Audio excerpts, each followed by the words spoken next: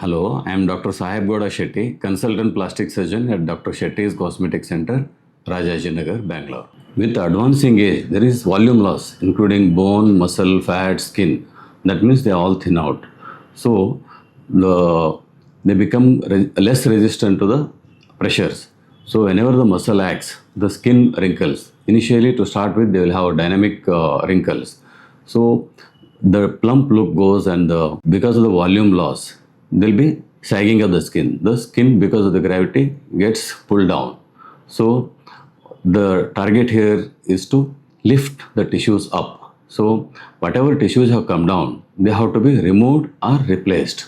So, wherever there is a volume loss, suppose in the upper areas, so like malar areas, so or temporal area, we have to add the tissue. So, we can add fillers, fat, okay, or else we can pull the tissues which have come down because of gravity.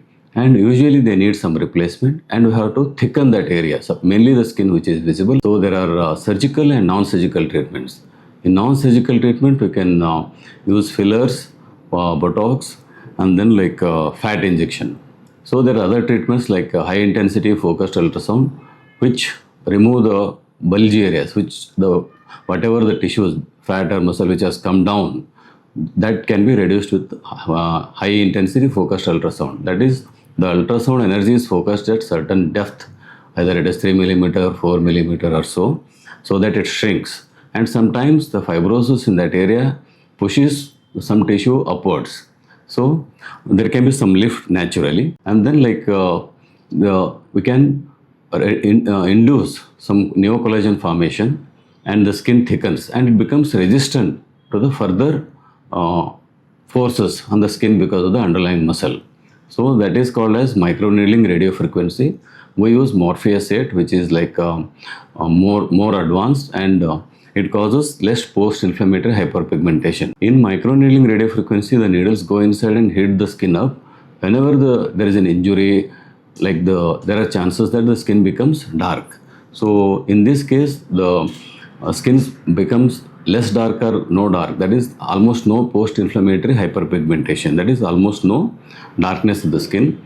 So even if there is some any darkness, we can reduce them with further de-tanning creams. And then the facelift is surgical. In surgical, like we cut the extra skin. If the skin is too lax, then we remove excess skin and fix it. Then just in front of the ear, we take a small cut and then adjust the tissues below the skin, and we mold the face to a youthful look. Whatever the skin has sat down, that is pulled up and placed there and maintained, and the skin over it is draped, so that face has got a better contour. So in this case, just not just the mid-face or neck is lifted, like we address the area below the eye and the forehead. Forehead skin is also removed, and the scar is well hidden in the hairline.